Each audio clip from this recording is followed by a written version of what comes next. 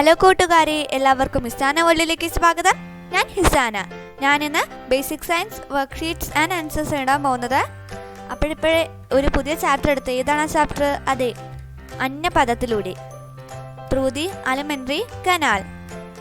നമുക്ക് നേരെ വീഡിയോയിലേക്ക് പോവാം. ആദ്യത്തെ ചോദ്യം, what do you mean by autotrophs? സ്വപോഷികൾ എന്നാൽ എന്ത്? ഉത്തരം, green plants do not depend on other organisms for food. They synthesize their own food. Hence, they are called autotrophs. Green plants do not depend on other organisms for food. They synthesize their own food. Hence, they are called autotrophs. ഹരിത സസ്യങ്ങൾ ആഹാരത്തിന് മറ്റു ജീവികളെ ആശ്രയിക്കുന്നില്ല. ഇവ സ്വയം ആഹാരം നിർമ്മിക്കുന്നവയാണ്. അതിനാൽ ഇവയെ സ്വപോഷികൾ അഥവാ ഓട്ടോട്രോഫ്സ് എന്ന് പറയുന്നു. ഹരിത സസ്യങ്ങൾ ആഹാരത്തിന് മറ്റു ജീവികളെ ആശ്രയിക്കുന്നില്ല. ഇവ സ്വയം ആഹാരം നിർമ്മിക്കുന്നവയാണ്. അതിനാൽ ഇവയെ സ്വപോഷികൾ എന്ന് പറയുന്നു.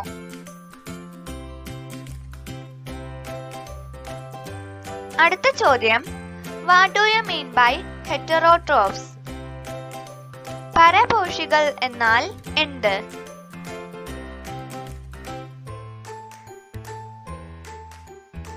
ഉത്തരം, on the other hand, there are organisms which are unable to synthesize their own food and therefore depend on other organisms for food.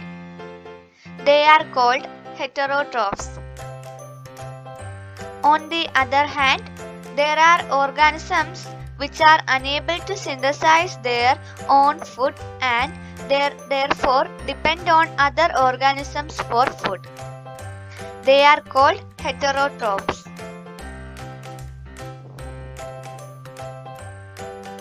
സ്വയം ആഹാരം നിർമ്മിക്കാൻ കഴിയാത്ത ജീവികൾ ആഹാരത്തിനായി മറ്റു ജീവികളെ ആശ്രയിക്കുന്നു.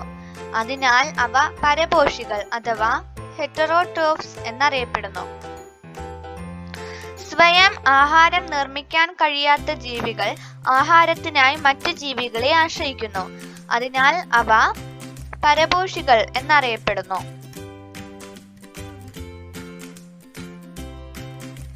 ഇനി അടുത്തത് സാറ് വർക്ക്ഷീറ്റ് കംപ്ലീറ്റ് ചെയ്യാൻ പറഞ്ഞിട്ടുണ്ടായിരുന്നു. നമുക്കത് നോക്കാം. അപ്പൊ അതില് പ്രവർത്തനം 1 പട്ടിക പൂർത്തിയാക്കാനാണ്. അല്ല, ആദ്യത്തെ കോളത്തില് ജീവി, ആ ജീവി കഴിക്കുന്ന ആഹാരം, ആ ജീവി ആഹാരം കഴിക്കുന്നതിന്റെ രീതി, ഇതാണ് കോളങ്ങൾ എഴുതാൻ പറഞ്ഞിട്ടുള്ളത്. പ്രവർത്തനം 2 തന്നിരിക്കുന്ന ജീവികളെ തരം തിരിക്കുക, കൂടുതൽ ജീവികളെ ചേർക്കുക. എന്തൊക്കെ ജീവികളാണ് തന്നിട്ടുള്ളത്? ആന, തെങ്ങ്, ആമ്പൽ, അണ്ണാൻ, അമീബ, ഉറുമ്പ്, ജലസസ്യങ്ങൾ, മൂടില്ലാ താളി.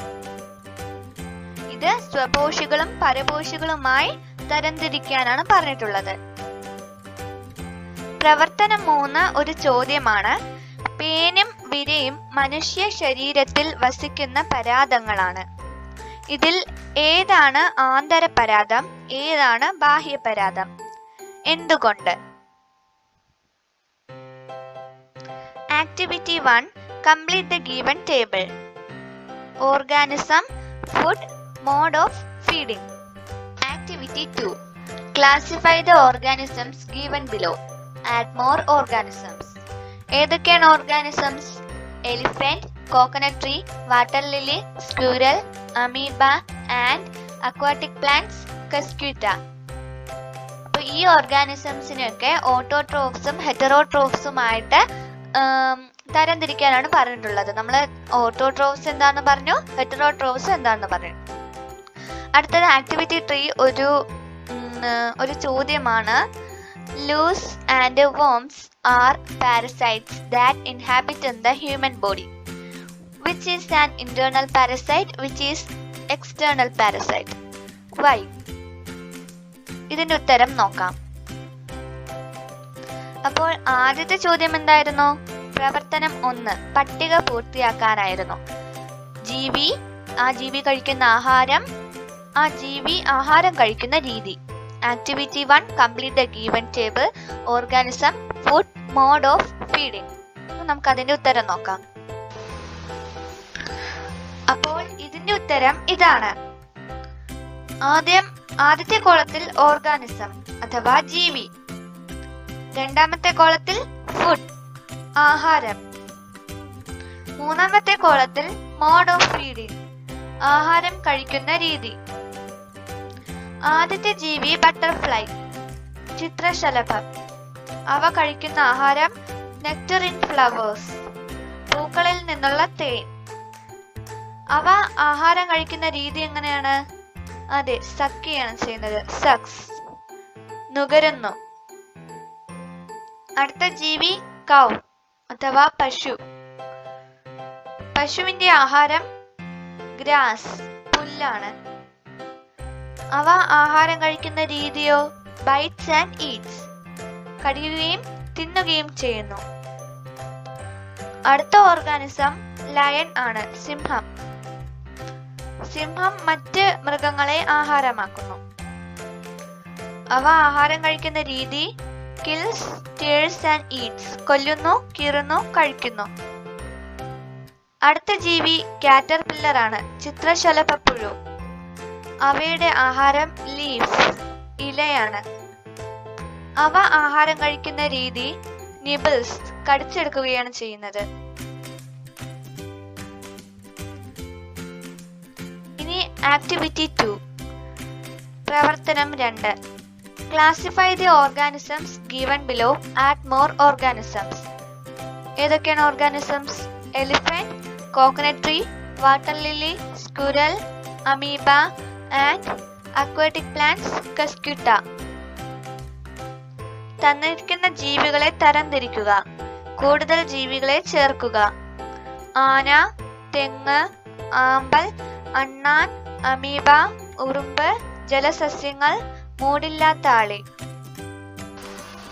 ഉത്തരം നോക്കാം. ആദ്യം ഇംഗ്ലീഷ്. ഇതില് ഓട്ടോട്രോഫ്സ് എന്ന് പറയുന്നത് coconut tree, water lily, aquatic plants. ഏതൊക്കെയാണ്? Coconut tree, water lily, aquatic plants. Heterotrophs എന്ന് പറയുന്നത് elephant, squirrel and amoeba, cuscuta. Elephant, squirrel and amoeba, cuscuta.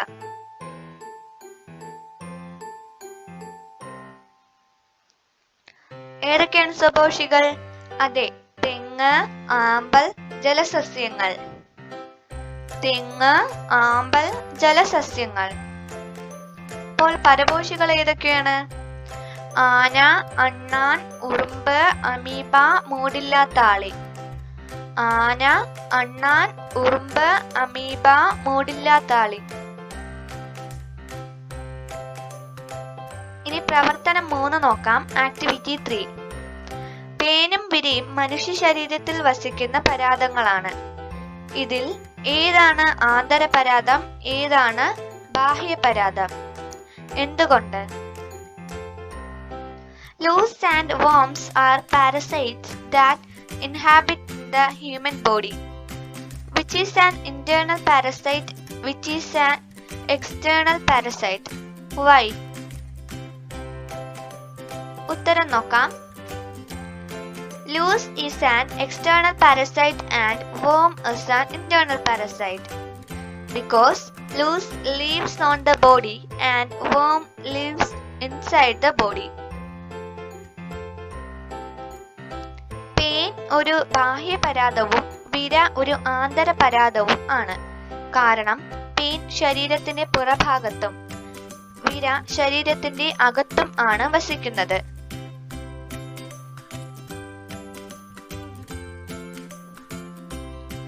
അപ്പോൾ ഇത്രയും ഉണ്ടായിരുന്നുള്ള ഇന്നത്തെ ബക്സ്. നിങ്ങൾക്ക് ഈ വീഡിയോ ഇഷ്ടമായെങ്കിൽ പ്ലീസ് എന്റെ ചാനൽ ഒന്ന് സബ്സ്ക്രൈബ് ചെയ്യുക, ലൈക്ക് ചെയ്യാനും ഷെയർ ചെയ്യാനും മറക്കണ്ട.